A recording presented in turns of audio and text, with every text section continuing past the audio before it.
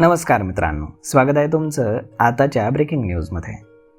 मित्रांनो, 2 दिवसापूर्वीपर्यंत उत्तर भारतातील राज्यांमध्ये धुमाकूळ घालणारा मान्सूनचा पाऊस पुन्हा एकदा ओसरताना दिसतोय. दिल्ली NCRमध्ये देखील पावसाची कुठलीही चिन्ह नाहीत, तर मान्सूनचा हंगाम असूनही राजस्थानच्या बहुतांश भागामध्ये अगदी कडक उन्हाळ्यासारखा उन्हाळा जाणवतोय. दरम्यान हवामान विभागानं 14 राज्यांमध्ये वादळी पाऊस आणि विजांच्या कडकडाटासह पावसाचा इशारा दिलेला आहे. तसेच पुढच्या 12 तासांमध्ये वाऱ्याचा वेग ताशी 75 किलोमीटरपर्यंत पोहोचण्याची देखील शक्यता असल्याचं, त्यामुळे सतर्कता बाळगण्याचं देखील आवाहन करण्यात आलं आहे. भारतीय हवामान विभागाच्या म्हणजेच IMDच्या माहितीनुसार मान्सूनचा पट्टा सध्या हरियाणा आणि उत्तर प्रदेशपासून मणिपूरपर्यंत विस्तारलेला आहे. या व्यतिरिक्त उत्तर बांगलादेश आणि लगतच्या भागांवरती चक्राकार वाऱ्याची स्थिती म्हणजेच सायक्लोन सर्क्युलेशन निर्माण झालं असून ते समुद्र सपाटीपासून 1.5 किलोमीटर उंचीपर्यंत विस्तारले.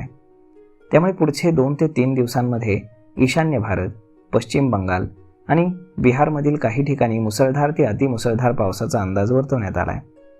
त्याचवेळी पुढच्या 4 ते 5 दिवसांमध्ये पूर्व उत्तर प्रदेशातील काही ठिकाणी मुसळधार पावसाची देखील शक्यता वर्तवण्यात आली आहे. हवामान विभागानं उत्तर प्रदेश, बिहार, राजस्थान, मध्य प्रदेश, महाराष्ट्र, हिमाचल प्रदेश, उत्तराखंड, हरियाणा, झारखंड, पश्चिम बंगाल, पंजाब, छत्तीसगड आणि आसाममध्ये मुसळधार पाऊस आणि वादळाचा इशारा दिला आहे. हवामान विभागानं अरबी समुद्रातील मच्छीमारांसाठी देखील इशारा जारी केला आहे.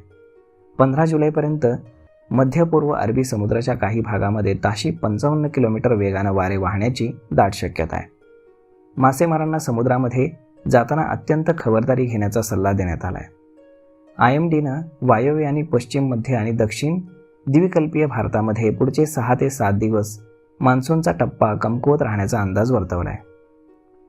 तर मग मित्रांनो, अशा पद्धतीनं येत्या पुढच्या 12 तासामध्ये 14 राज्यांना वादळी पावसाचा इशारा देण्यात आला आहे.